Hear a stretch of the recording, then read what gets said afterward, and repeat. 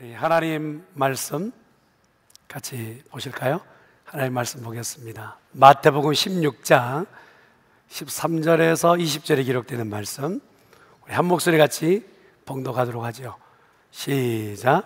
예수께서 빌립보 가이사랴 지방에 이르러 제자들에게 물어 이르시되 사람들이 인자를 누구라 하느냐? 이르되 더러는 세례 요한, 더러는 엘리야, 어떤 이는 예레미야나 선지자 중에 하나라 하나이다. 이르시되 너희는 나를 누구라 하느냐? 시몬 베드로가 대답하여 이르되 주는 그리스도시요 살아계신 하나님의 아들이시니이다. 예수께서 대답하여 이르시되 바요나 시몬아, 내가 복이 있도다. 이를 내게 알게 하니는 혈육이 아니요 하늘에 계신 내 아버지시니라. 또 내가 내게 이르노니 너는 베드로라. 내가 이 반석 위에 내 교회를 세우리니 음부의 권세가 이기지 못하리라. 내가 천국 열쇠를 내게 주리니 내가 땅에서 무엇이든지 매면 하늘에서도 매일 것이요 내가 땅에서 무엇이든지 풀면 하늘에서도 풀리리라 하시고, 이에 제자들에게 경고하사 자기가 그리스도인 것을 아무에게도 이르지 말라 하시니라. 아멘. 따라하겠습니다. 복음으로 살리고 키우고 고치는 중앙교회. 옆에 있는 분한테 그런 교회 됩시다. 예, 우리 교회 그냥 트레이드마크가 됐잖아요. 이뻐지셨습니다. 전후좌우로 한번 이뻐지셨습니다.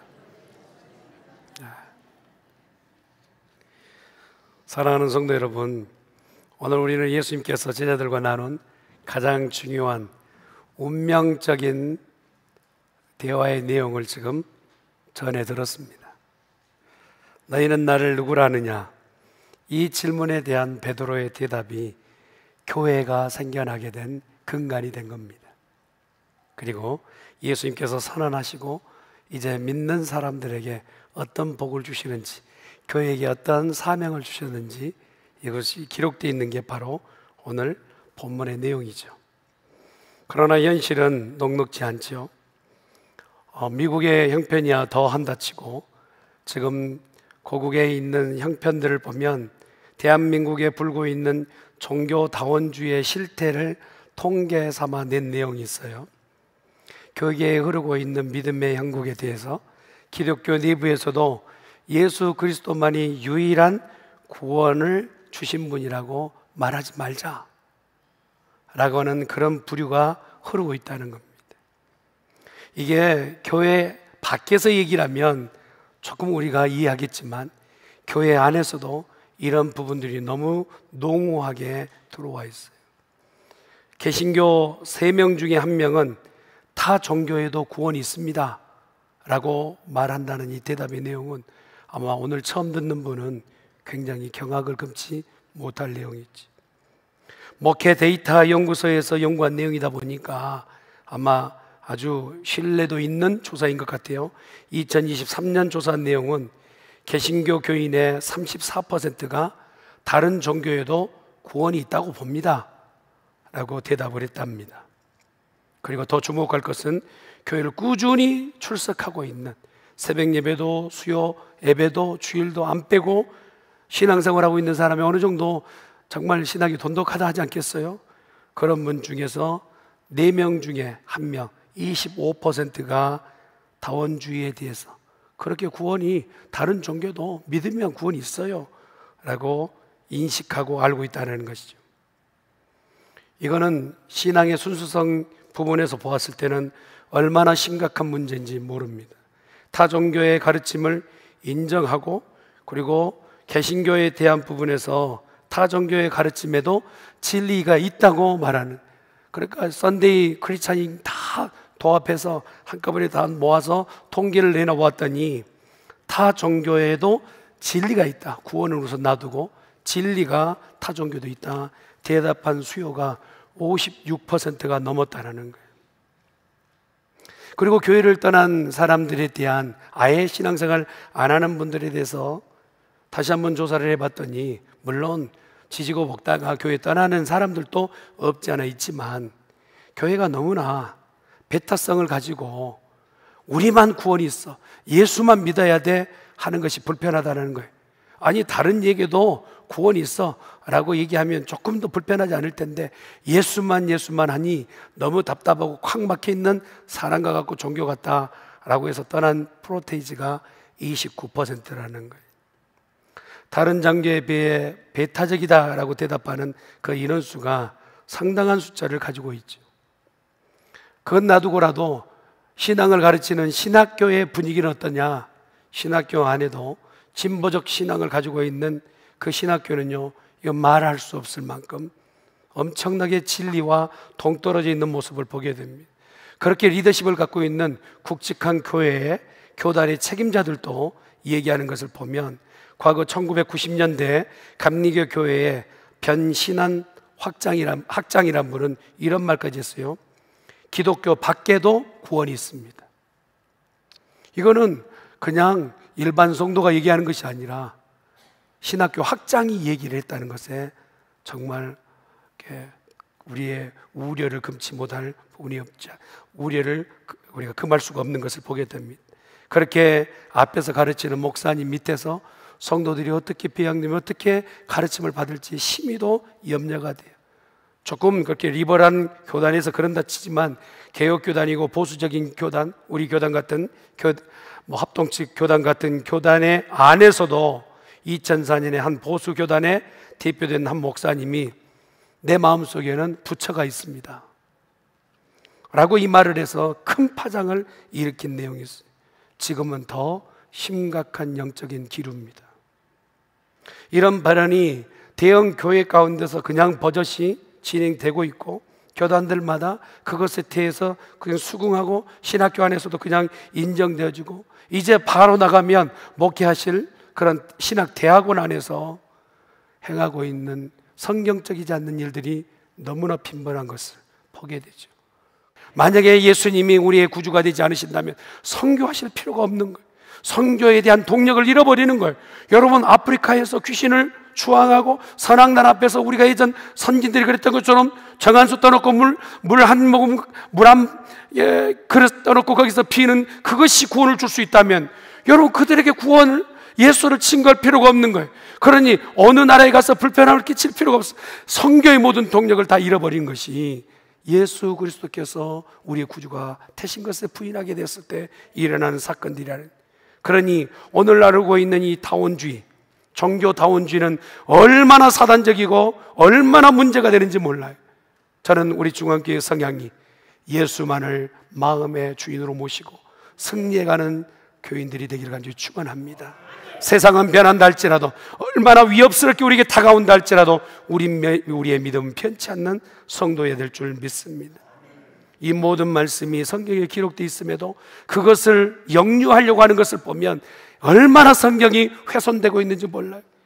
믿는 성도라면요, 성경에 기록되는 말씀이 그대로 되어질 줄 믿는 성도여야 될 줄 믿습니다. 세상이 바뀌니, 세대가 바뀌었으니, 제국이 바뀌었으니, 문화가 바뀌었으니 아이고 말씀도 대충대충 그럭저럭 살아가야죠. 여러분, 세상과 그렇게 어깨동무하고 가서는 안 돼요. 하나님의 말씀이라면 1.1핵이 틀림이 없는 하나님의 말씀으로 받아들이는 성도여야 될 줄 믿습니다. 그래서요, 다운론적인 이 기독론을 향하여서 우리 주님 웅변처럼 말씀하시는 말씀이 있어요. 요한복음 14장 6절 말씀이에요. 같이 한번 볼까요? 시작. 예수께서 이르시되 내가 곧 길이요 진리요 생명이니 나로 말미암지 않고는 아버지께로 올 자가 없느니라. 여러분, 다원주의는 단순한 시대적 발언이나 극단적 표현으로 취급하면 안 돼. 오늘 우리가 어떻게 믿음을 가져야 될지 다시 한번 내 안에 하나님의 말씀이 정돈이 되어야 돼요. 자, 시대를 흘러가고 있는 시대를 보았어요. 그러면서 예수님께서 제자들에게 물으시는 거예요. 사람들이 나를 누구라 하느냐? 여론은 지금 어때? 여론이 지금 예수님께서 서 있는 곳은 가이사랴 빌립보예요. 판신전 앞에 큰 신전, 엄청난 암석을 파서 거기다가 신을 모시고 있는 그런 곳에 예수님이 제자들을 끌고 가신 거예요. 그러고 나서 그 옆에 있는 황제들의 상을 바라보면서 제자들에게 묻습니다.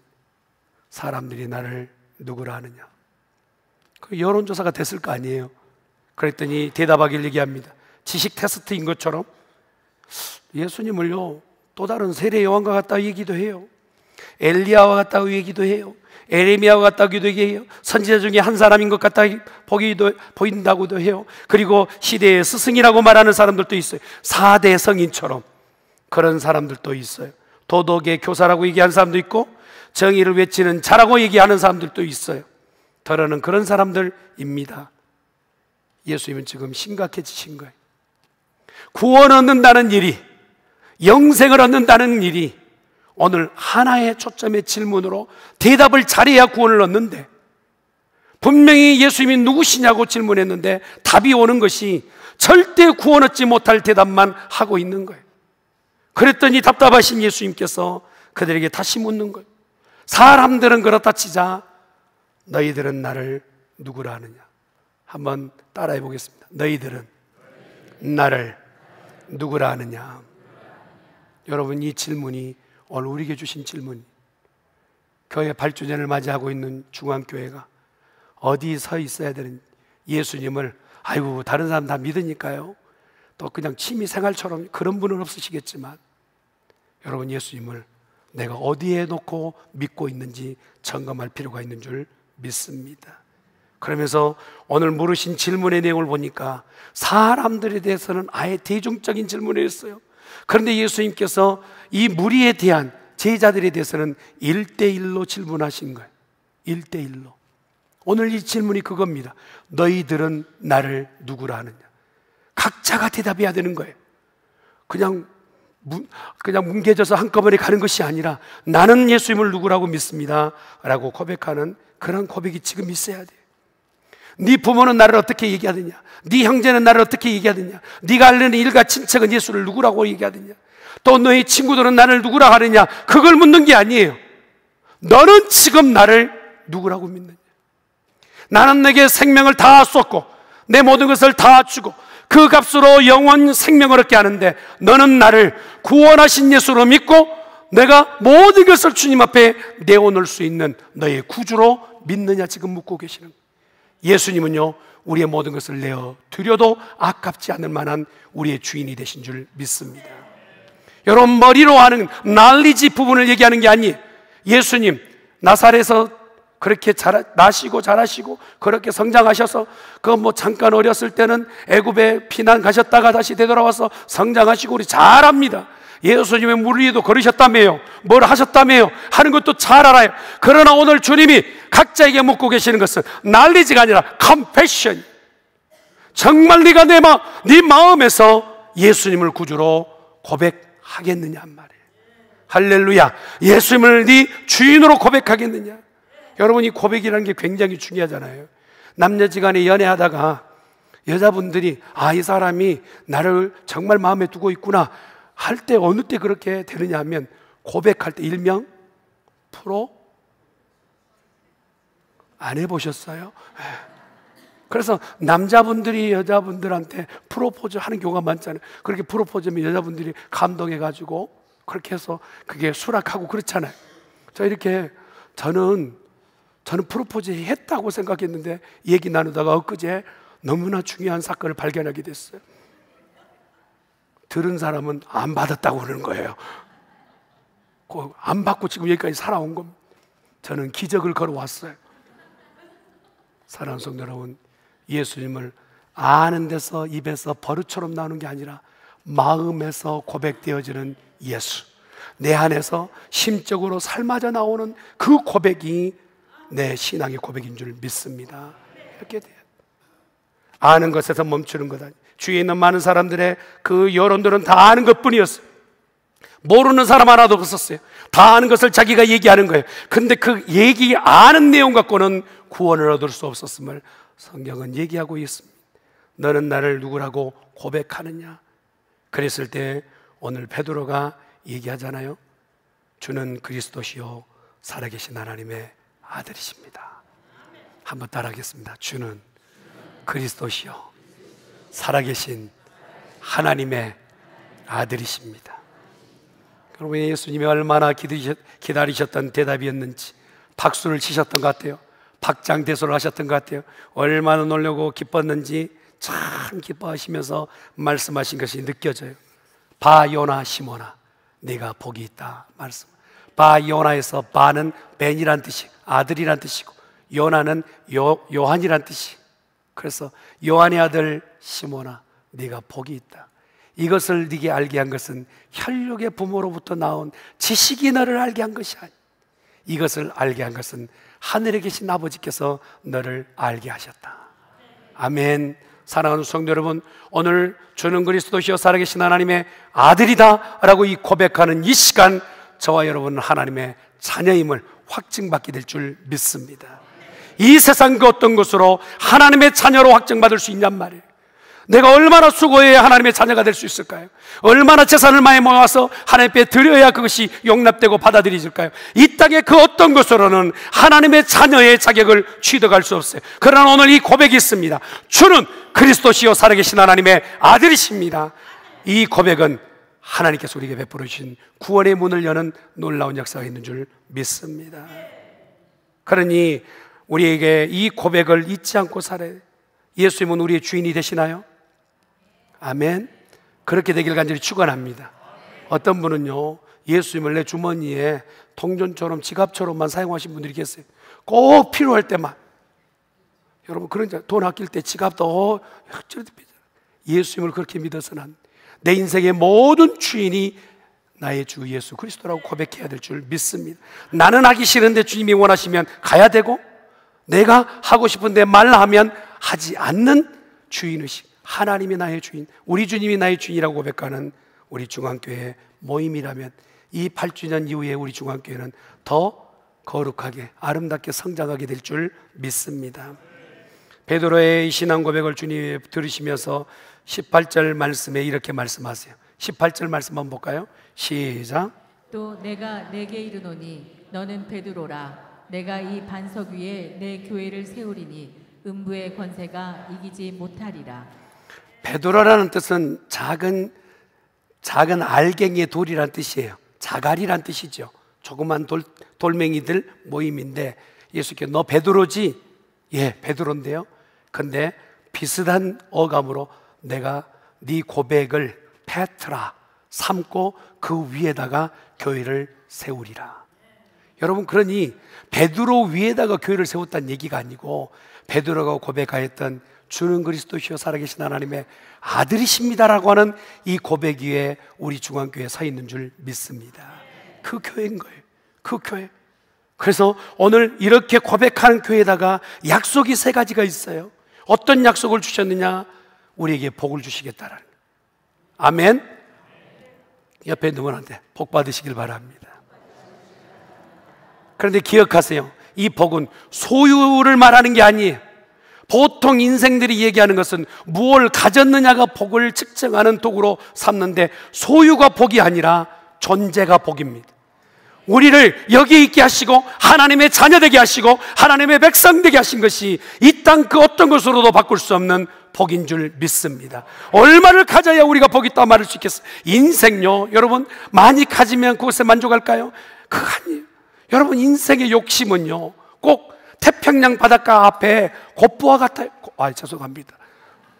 제가 일본어를 좀 해가지고 태평양 앞바다에 작은 컵과 같아요. 얼마를 퍼내야 그 욕망의 바다를 퍼낼 수 있겠어요? 인생의 그 어떤 욕정도 욕망도 퍼낼 수 없을 만큼 강력한 욕구예요. 그러나 우리 하나님은요, 오늘 우리의 입술에 고백 하나 가지고 하나님의 자녀 삼으신 줄 믿습니다. 이 믿음 안에 있는 성도들 되길 간절히 축원합니다. 그러면서 뭐랍니까? 이 고백만 있으면 그의 출신도 보지 않겠다 말씀, 그의 소유도 보지 않겠다, 그 형편이 너덜너덜하고 파산된 인생으로 어느 곳에 덜그닥덜그닥 하는 인생, 누구나 알아주지 않는 인생이라 할지라도 이 고백 하나면 하나님의 백성 되겠다 말씀하신 거예요. 아멘. 이게 우리의 존재인 줄 믿습니다. 여러분, 우리는 약하지 않아요. 다른 사람이 봤을 때는 별반 가진 것 없어서 다른 사람이 천하게 여길 수도 있어요. 그러나 하나님이 우리를 보셨을 때는 천하보다 귀하게 여기신 줄 믿습니다. 옆에 있는 분한테 당신은 귀한 분이세요. 눈을 좀 마주쳐 보시죠. 오늘 뭐 교회 생일이라는데. 두 번째, 우리를 반석 삼아 주신다고 말씀한 오늘 보니까 여러분, 인생은요 작은 것에서 무너져요. 제가 캘리포니아에 좀 살아봤는데요, 길긴 아닙니다만 정말 무서운 게 뭐냐면 그 흰개미 아시죠? 그 흰개미가 그 나무로 지었던 집에 들어가서 거기에서 파고 들어가 가지고 여기저기 갉아먹기 시작해 나중에는 하루아침에 무너지는 그런 일들을 보게 돼요. 우리 안에 불신이라는 것, 이 정통한 믿음의 내용들을 우리가 놓쳐버리게 되면 우리는 삽시간에 무너질 수 있어요. 그래서 이 신앙의 고백을 내 반석 삼아 흔들리지 않는 신앙에 서 있는 우리들이 돼야 된다 이 말이에요. 그런데 이 믿음을 가지고 있는 사람은 반석처럼 세상 흔들려도 이 믿음의 사람은 흔들리지 않는다, 우리에게 복을 주시고 계시는 것이죠. 거기다가 한 가지 더 보면 어떤 것을 약속하시냐? 음부의 권세가 더 이상 우리를 어떻게 할 수 없는 그런 강한 능력을 갖게 된, 음부의 권세까지 이기는 승리의 사람이 된다 말씀하세요.